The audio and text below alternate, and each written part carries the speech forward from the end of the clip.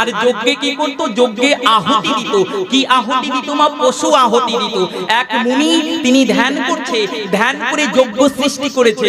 আর যজ্ঞ সৃষ্টি করে মা ওই গো অর্থাৎ গরু বলি দিয়ে গরুর মাংসগুলো থালার ভিতরে সাজিয়ে রেখেছে।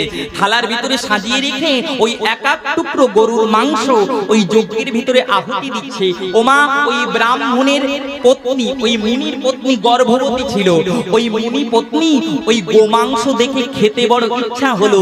ওমা এক টুকরো হাড় আর এক টুকরো গরুর মাংস ওই মুনির পত্নী চুরি করে রেখে দিয়েছে খাবে বলে। ওমা যখন ওই মুনি ওই গোমাংস আহুতি দিয়েছে যজ্ঞে, ওমা যজ্ঞ সমাপন করার পরে ওই গরুটাকে তো জ্যান্ত করতে হবে। আগেরকার দিনে যত পশু ওই যজ্ঞে আহুতি দেওয়া হতো মা আবার মন্ত্র বলে তাদের বাঁচিয়ে দিত। হ্যাঁ, ওই মুনি যখন গরুটাকে আহুতি দিয়েছে এবার বাঁচাতে হবে। ওমা গঙ্গা জল ছিটিয়ে যখন বাঁচাতে যাবে মন্ত্রপুত করে, ওমা গরুর একটা হাড় কম পড়ে গেছে। দেখবেন গরুকে যতই খাওয়াও না কেন গরুর একটা পেট নিচু হয়ে থাকে, থাকে কি না? থাকে তো। তার প্রমাণ কি? ওখান থেকে একটা হাড় ওই মুনির পত্নী চুরি করে রেখেছিল।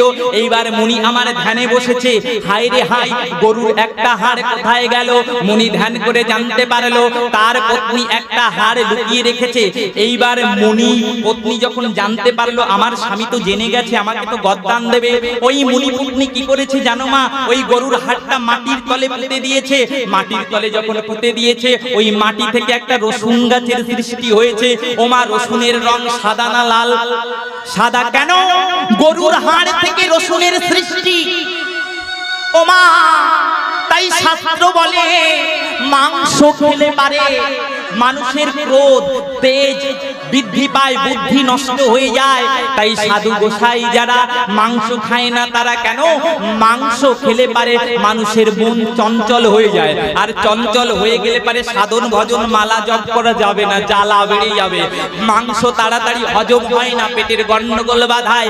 নিরামিষ খেলে হজম হয়, দেহ ঠান্ডা থাকে।